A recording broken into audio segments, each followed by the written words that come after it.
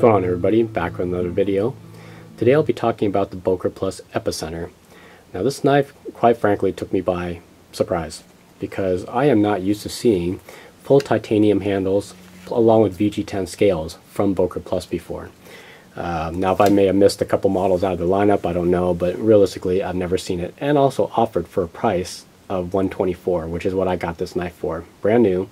I pre-ordered it through GP Knives. I believe they're currently sold out now.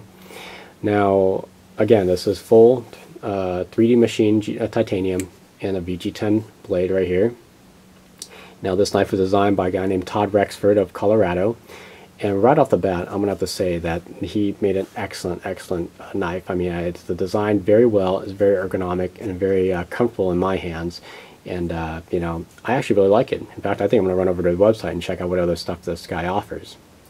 Now, I'm going to go ahead and get some bad points off on this knife right now. Now, first off, if you guys have been following some of the YouTube videos, you'll know that like people like Tough Thumbs, they're finding that their knives are completely mismatched, and both the handle, the locking and the non-locking side don't match up, as you can see right here.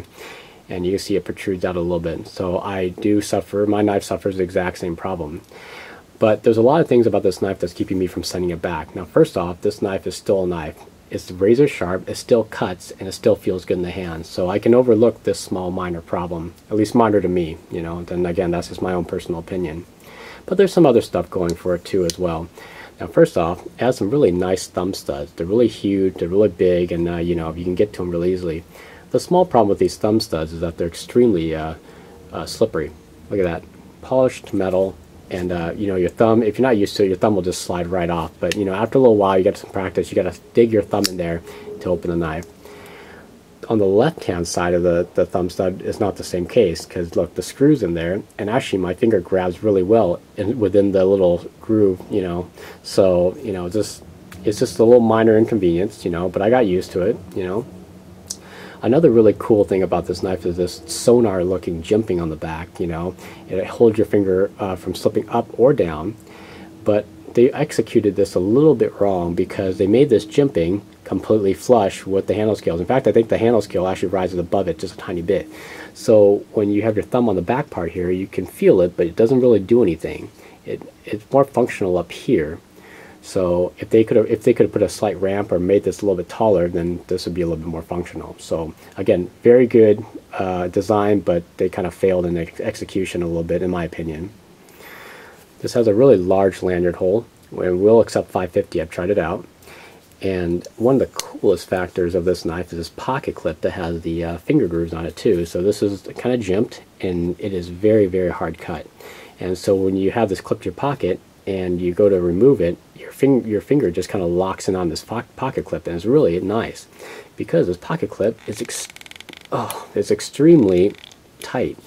Yeah, I can barely bend that thing out. So I really wouldn't worry about this knife falling out of your pocket, especially for the weight of this thing. Got a little cutout, or a little what would you call, a little divot here for your palm. You know, it's kind of nice. And look at these decorative spacers on the back. These are really nice looking. I really like these a lot. I wish more knives would have these kind of spacers on it, you know. So all in all, I think this is an excellent knife, really, even for the, you know, for the small bit of problems that it may have. Pocket clip is reversible, tip up, tip down, only for right-handed carry. So I'm sorry, lefties, you know, no option for you guys.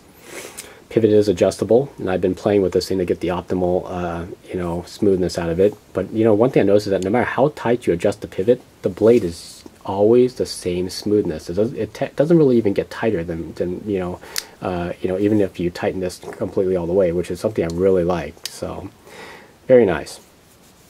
Well, I really have to say that despite the small problems, again, this is my own opinion, but despite the small problems, I still love this knife. I think it's a great knife, nicely built, great materials, and great price, and it feels absolutely wonderful in the hand, and is a very sharp slicer, being it's pretty much a full flat ground.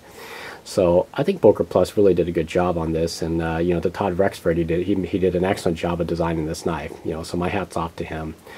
So in conclusion, great knife. You know, minor problems with the handle scales and the smooth thumb studs, and of course the jimping that disappears underneath the scales here. But you know, I'm willing to overlook it because it is that good of a nice knife to me. So Alright, well I guess, I hope you guys enjoyed this knife review.